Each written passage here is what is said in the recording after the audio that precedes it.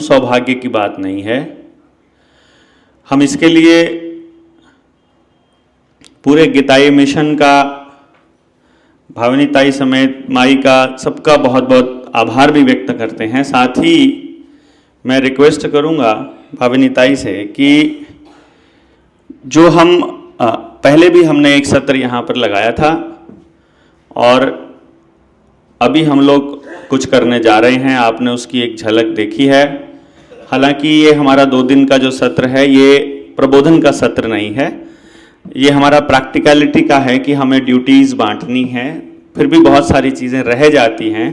हमें किन किन चीज़ों का ध्यान रखना चाहिए, आपके इस 70 साल के अनुभव से हम क्या सीख सकते हैं, हम क्या ले सकते हैं, क्योंकि हमने अभी शुरू की है अपनी यात्रा। अगर आपकी यात्रा के मुकाबले देखा जाए तो हम तो अभी एक तरह से शुरू ही कर रहे हैं, या यूं कहिए कि हमने तो शुरू करी भी नहीं है, अगर सही से सोचा जाए तो मेरा अनुरोध है कि ताई हमें आशीर्वाद भी दें, मार्गदर्शन भी करें कि क्या क्या चीज़ें और हमको अपनी इस यात्रा में जो लंबी चलने का हमारा प्लान है हमें ध्यान रखनी है। एक बार जोरदार तालियों से भाविनी ताई का स्वागत करेंगे। लगाना है? हाँ, कैसे लगा दीजिए? यहाँ लगा लीजिए। हो गए? उसको लगाऊं क्या? बैठिए।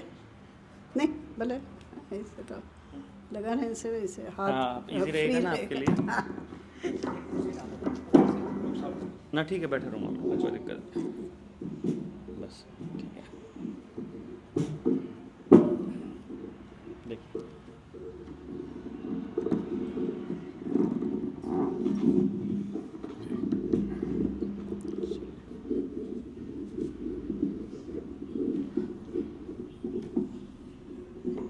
जी, चलिए। सबको नमस्कार।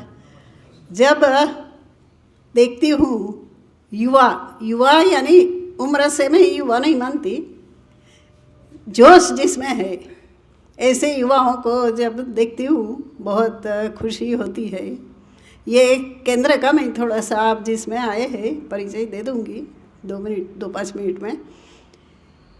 हम लोगों ने आज से 35 साल पहले ऐसा सोचा कि बहुत सारी हिंसा की ट्रेनिंग होती है, जैसे पुलिस है, मिलिट्री है, नक्सलवाद है, आतंकवाद है, लेकिन अहिंसा की ट्रेनिंग, अहिंसक तरीके से हम व्यवस्था परिवर्तन करें, समाज परिवर्तन करें या कुछ भी अपने काम करने हैं उसमें अहिंसक पद्धति से करें, उसके लिए कोई ट्रेनिंग नहीं है। वास्तव में जैसे हिंसा की ट्रेनिंग दी जाती है वैसी अहिंसा की भी ट्रेनिंग देनी चाहिए। वो कमी थी इसलिए क्योंकि हम गांधी और विनोबा को मानने वाले लोग हैं और हम मानते हैं कि ये जो पूरी हिंसा से पूरी दुनिया सुलग रही है उसको शांत करने के लिए अहिंसा ही एकमात्र उपाय है। अहिंसा के बिना हिंसा का शमन होना मुश्किल है। जैसे बुद्ध भगवान ने भी कहा है, नहीं वैरेण वैराणी समन्ति दकुदाचन, उसमें तो उन्होंने वैर की बात किया है कि एक व्यक्ति को दूसरे वैर लेगा। अभी तो बिना किसी मतलब हिंसा हो रही है, आप सब जानते ही है। तो ये बहुत ख़तरनाक है और इसके लिए हमको अहिंसा की एक ज़रूरत है। तो मैं चाहती हूँ कि आप सब जो परिवर्तन करने की बात कर रहे हैं वो उसमें अहिंसा एक मुख्य साधन रहे तो वो कामयाब होगा। बिल्कुल। इसलिए यदि हमको अपनी कामयाबी पर जाना है, अपने लक्ष्य को सिद्ध करना है, तो उसके लिए ज़रूरी है एक तो कि हम अहिंसा का मार्ग पर ही चले। दूसरी बात मैं ये कह रही थी कि इसलिए ये केंद्र की स्थापना हुई। करीब 300 युवा इधर से, यहाँ मैक्सिमम 10 युवा रहते हैं, नहीं तो 5 से 10 के बीच में, जो ग्रेजुएशन करके हम कोई उनसे मांगते नहीं है सर्टिफिकेट या कुछ भी, लेकिन अभी तक का हमने जो देखा है, generally graduate, post graduate, engineer, CA, MBA, इस तरह के युवा विदेश से भी कुछ नौकरी करके भी आए हुए आते हैं खोज में कि भाई हमको ये जो कुछ है वो ठीक नहीं लग रहा है, और इसलिए वो खोज में रहते हैं कि क्या होना चाहिए। ऐसे जो खोजी युवा है वो यहाँ आते हैं, उनको हम यहाँ रहने का मौका देते हैं, यहाँ फ्री में हम उनको रखते हैं, क्योंकि वो सब कुछ छोड़ के ही आए हैं। और जो छोड़ के आते हैं इस तरह के युवा, वो करीब करीब अपने माँ बाप की इच्छा के विरुद्ध आते हैं, करीब करीब आई थिंक 99%, क्योंकि हर एक माँ बाप को लगता है कि हमारा बेटा पढ़ा तो अभी कुछ हमको ला के दे। तो इसलिए हम उनसे कुछ फीस नहीं लेते, उनको हम सिखाते हैं, समझाते हैं, और मुख्य बात तो यहाँ एक सहजीवन का प्रयोग करने को प्रेरित करते हैं। यहाँ का सहजीवन 3 प्रकार से है, क्योंकि ऑल इंडिया से लोग आते हैं, कुछ विदेश से भी एक आध बार आते हैं। तो एक दूसरे के साथ प्रेम से कैसे रहे, दूसरा प्रकृति के साथ कैसे प्रेम से रहे, क्योंकि हम उनको ऑर्गेनिक खेती का भी थोड़ा समझ में आए उतना सिखाते हैं। और तीसरा है प्राणी सृष्टि के साथ हमें कृप कैसे हो, तो उसके लिए तो यहाँ बहुत सारे पशु पक्षी आते रहते हैं, गौ माता तो है ही। इस तरह का हम, क्योंकि हम ये भी मानते हैं कि व्यक्ति अपने जीवन में जो कुछ यदि परिवर्तन करेगा तो ही वो समाज का परिवर्तन कर सकता है। हम दूसरे को कहेंगे कि तुम ऐसा बनो वैसा बनो, या हम चाहते हैं तो हमारा जो कृति होगी वो, या हमारे अंदर की जो ये होगी तपस्या, वो ही सामने वाले को काम करेगी, उसी की असर होगी। बाकी हम कितने भी विचार से बोले, कितने भी हम गणित से बोले, कितना हम वैज्ञानिक बोले, वो ज़रूरी है, लेकिन उसके साथ भी हमारी अंदर की जो तपस्या है वो बहुत ज़रूरी है। इसलिए मैं एक दूसरी बात ये कहना चाहती हूँ कि गांधी कहते ही थे, be change what you want to change in the world. आप दुनिया में या समाज में जो चेंज करना चाहते हैं वो अपने अंदर से शुरू करें। तो वो भी एक तपस्या का जो बात है वो भी आप लोगों के जीवन में और ज़्यादा आए, ऐसा मैं चाहती हूँ। तीसरी ये बात यहाँ के युवाओं को हम सिखाते हैं, और फिर युवा जो है वो अपने अपने क्षेत्र में जाके उनको यहाँ से एक कॉन्फिडेंस मिलता है, क्योंकि जो खोजी युवा होते हैं उनको ख्याल में नहीं आता कि हमको क्या करना है, तो उनकी दृष्टि साफ हो जाती है और फिर वो अपने क्षेत्र में अपने काम में लग जाते हैं। तो इस तरह से यहाँ हम उनसे कोई बॉन्ड नहीं लेते हैं, उनसे कोई फीस नहीं लेते, सर्टिफिकेट भी नहीं देते हैं, और आगे भी वो हमसे संपर्क करे या हमको हमारे पास आए, ऐसा भी हम उनसे कोई प्रकार का ये कोई आग्रह नहीं रखते हैं। यद्यपि वो युवा जो है उनको हम इतना तो ज़रूर कहते हैं कि हमको जो काम करना है वो सरकार के करीब करीब विरोध में होता है। कौन सी सरकार है वो महत्व का नहीं है, क्योंकि हमको जब परिवर्तन करना है वो मूल से करना है। तो आज की जो पूरी पद्धति है वो किसी भी तरह की पद्धति काम नहीं आती और काम में आएगी भी नहीं। तो हम किसी का ऑब्लिगेशन उस तरह से न ले, इसलिए सरकारी पैसा आप मत लो, ऐसा उनको हम कहते हैं। दूसरा हम कहते हैं कि विदेशी कंपनी जिसके बारे में हम सोचते हैं तो विदेशी फंड मत लो। और तीसरा बहुत ज़्यादा जो मल्टीनेशनल्स है बहुत बड़े बड़े, उनका भी हो सके तो आप उनका फंड लेके अपना काम मत करो, क्योंकि जैसा अन्न वैसा मन। तो हमको ये तीनों के सामने हमारी लड़ाई है, तो इसलिए हम इन तीनों का पैसा आप अपने काम में न लो, ऐसा हम उनको कहते हैं। आग्रह नहीं है, लेकिन अभी तक के जो युवा है वो करीब करीब ये बात ने उन्होंने माना है, क्योंकि समझा है। इसलिए कोई आई थिंक 300 में से एक भी व्यक्ति इस तरह का अपना जीवन जीता नहीं है।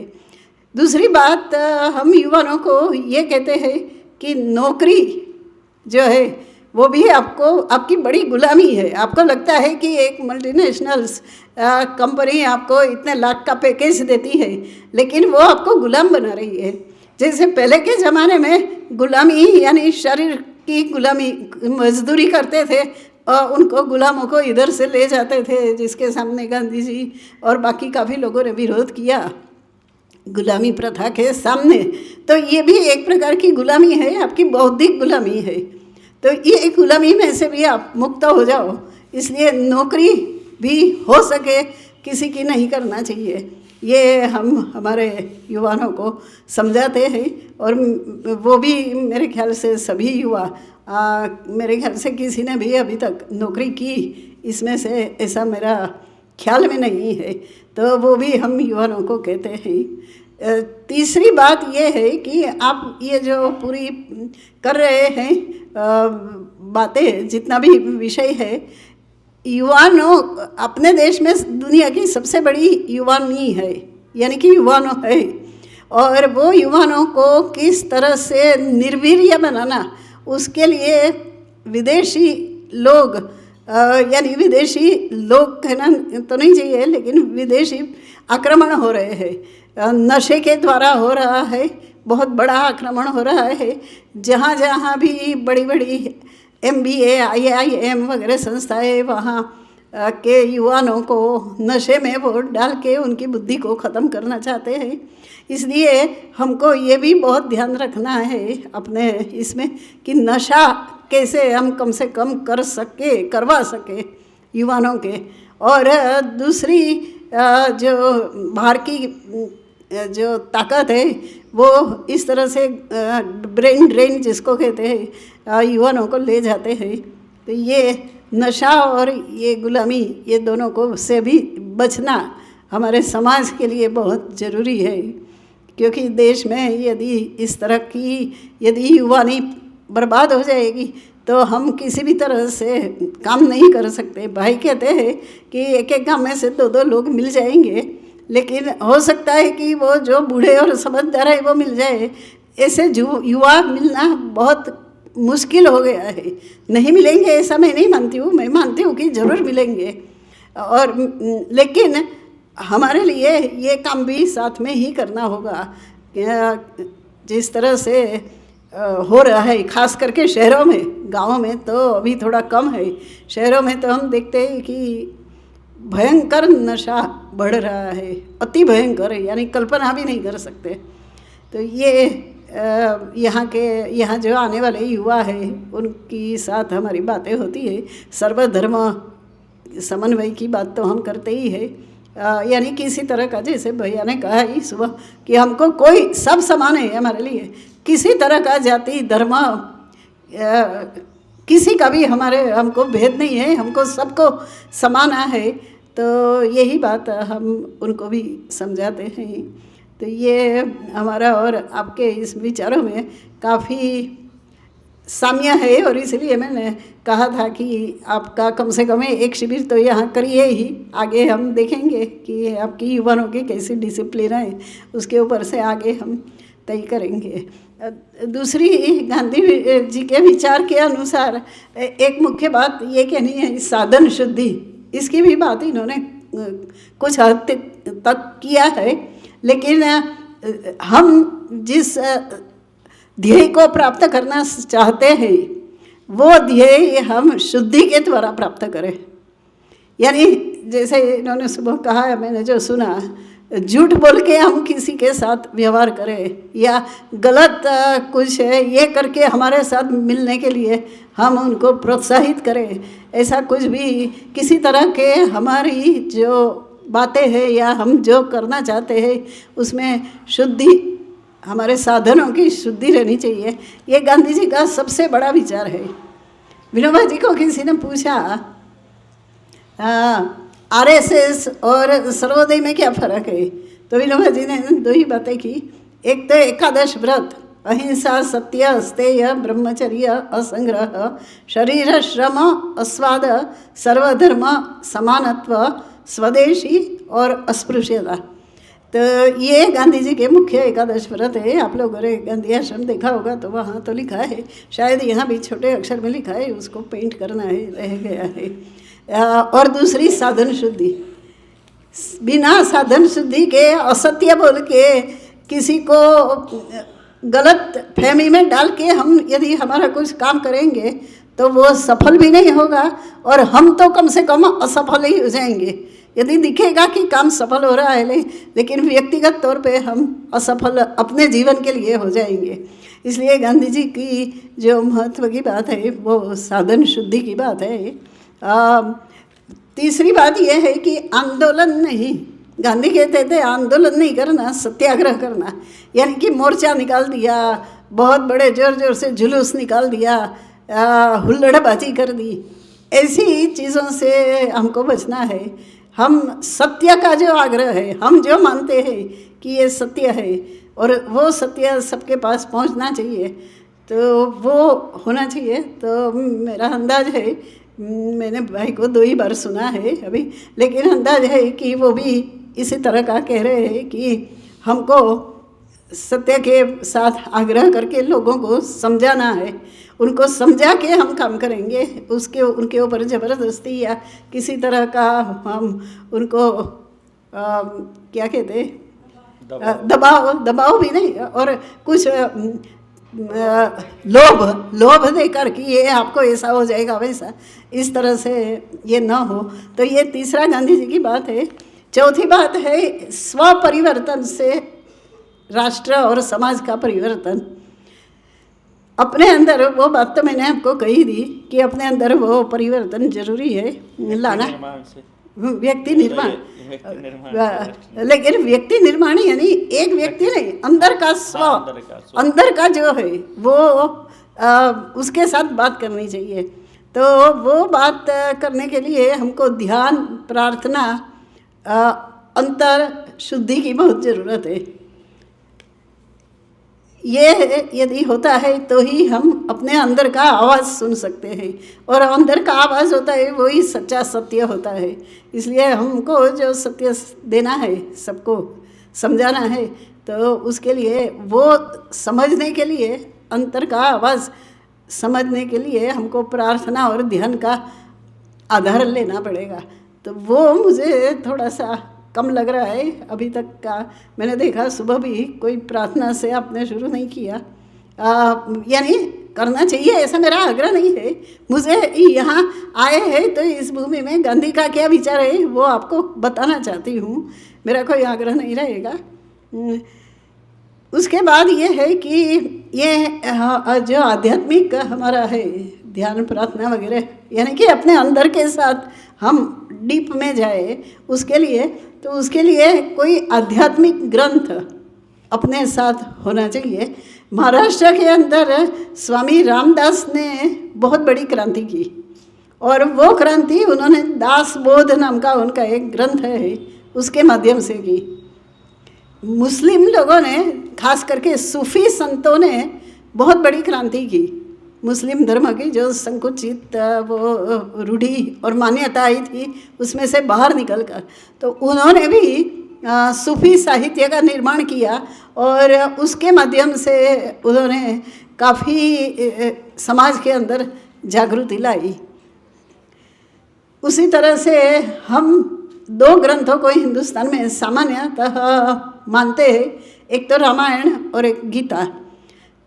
हम लोग क्योंकि गीता का प्रचार कर रहे हैं इसलिए मैं उसको ज़्यादा महत्व देती हूँ, क्योंकि आई विनोबा जी के पास, मैं बैंक में सर्विस कर रही थी, लेकिन विनोबा जी का मैंने गीता प्रवचन, टॉक्स ऑन गीता सभी भाषाओं में अनुवादित है, 26 भाषाओं में, विश्व की और हिंदुस्तान की।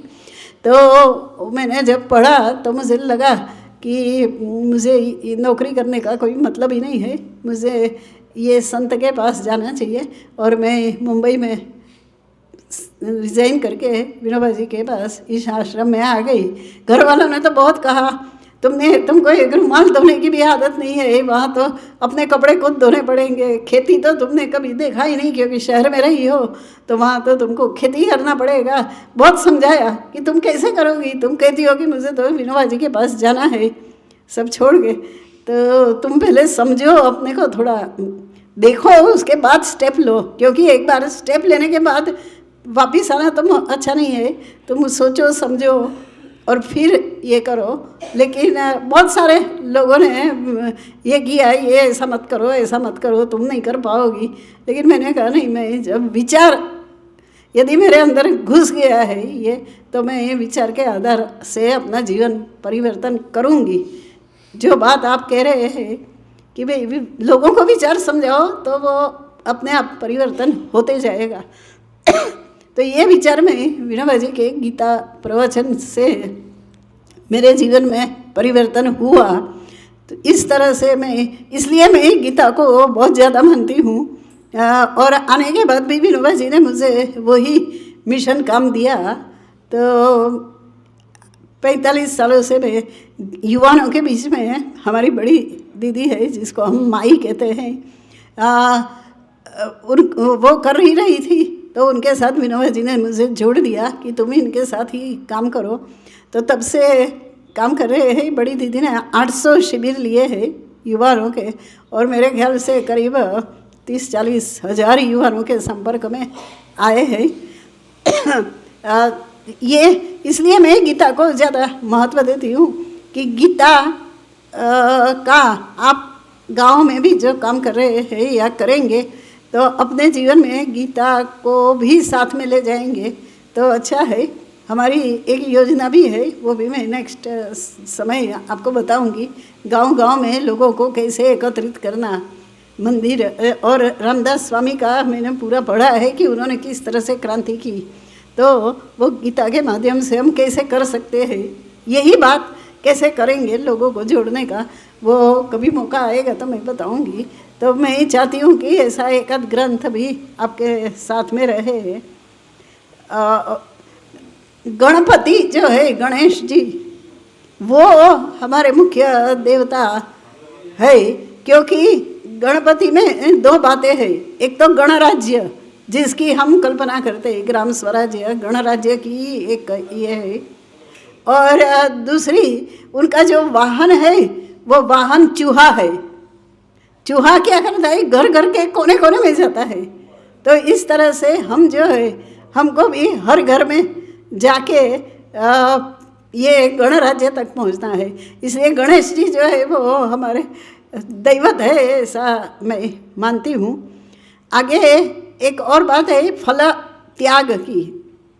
अब लोग तो सब अपना अपना ये करके समय दे के ये काम कर रहे हैं, तो हमको वो फल प्राप्ति करना है, यानी कि परिवर्तन की। लेकिन उसके लिए फल त्याग की भावना न करते हुए हमारे सामने जो है कर्तव्य, वो कर्तव्य करना हमारे लिए बहुत ज़रूरी है। क्योंकि मैंने देखा है कि जब हम फल की प्राप्ति के लिए कुछ करना चाहते हैं तो हम कभी वेहेमेंट, उसको क्या कहें, जुनूनी बन जाते हैं, और सामने वाले को कभी हम थोड़ा हर्ट कर देते हैं। तो ये जो समाज परिवर्तन का जो काम है, उसमें हम बहुत नम्र बन के हमको जाना पड़ेगा। तो ये भी एक विषय मैं समझती हूँ। और अंत में विनोबा जी कहते थे कि हमारा नारा, यानी कि हमारा जो सोच है वो जय जगत की होनी चाहिए, पूरी जगत की जय हो। और हमारा काम जो है वो ग्राम स्वराज्य का होना चाहिए, यानी हमारा पैर है वो ज़मीन पर रहता है, सिर आकाश में रहता है। तो हमारी सोच जय जगत की रहनी चाहिए, यानी पूरी दुनिया की। केवल मेरे देश का ही भला हो इसलिए हम दूसरे देश का कुछ भी हो जाए वो हम नहीं सहन करेंगे। सबका भला हो ऐसा ही हमको काम करना है, और वो ग्राम स्वराज्य के माध्यम से करना है। क्योंकि सबके भले में ही गांधी कहते हैं अपनी भलाई है। अमेरिका को बड़ा करने के लिए थर्ड वर्ल्ड को ख़राब कर दो, या इसको ईरान को ये करने के लिए इज़राइल को ये कर दो, या जो भी है, ये पूरा जो दुनिया का पूरा पॉलिटिक्स है वो इसी के आधार पर चलता है। सत्ता और संपत्ति, ये दोनों को हमको यदि दूर रखना है तो हमारा नारा जय जगत का होना चाहिए, और हमारा काम ग्राम स्वराज्य का होना चाहिए। ग्राम स्वराज्य के बारे में मैं अभी तो नहीं बोलूँगी, आपका यदि बड़ा शिविर होता है तो उसमें मैं ज़रूर कहूँगी, लेकिन आपको एक सलाह देती हूँ कि आप लोग सब हिंद स्वराज्य गांधी जी का है और मेरे सपनों का भारत, ये जो 2 किताबें हैं उसको पढ़ेंगे तो ये तो प्रवचन में बोलते ही है, इसलिए वो ज़रूरी नहीं है, लेकिन फिर भी आप पढ़ेंगे तो आपके दिमाग में वो कंसेप्ट भी एकदम क्लियर हो जाएगा कि ये क्यों बोल रहे हैं। आज से 100 साल पहले, 110 साल पहले गांधी ने ये क्यों कहा था, तो ये उसका क्या गांधी का सोच था और किस तरह से वो कह रहे थे, और आज ये जो कह रहे हैं, आज की परिस्थिति और आज कैसा है और आगे कैसा हो सकता है, तो वो आपके मन में और ज़्यादा क्लियर हो जाएगा। तो ये भी मैं आपको सुझाती हूँ। बाकी विनोबा जी की भी लोक नीति है, तीसरी शक्ति है, ऐसी बहुत सारी किताबें हैं, वो भी अध्ययन करने वालों को तो वो पढ़नी ही चाहिए। बस बाकी आप सबको बहुत बहुत शुभकामनाएं कि आप जो काम करते हैं बहुत उसमें सफलता मिले, ईश्वर आपको सहाय करे। धन्यवाद।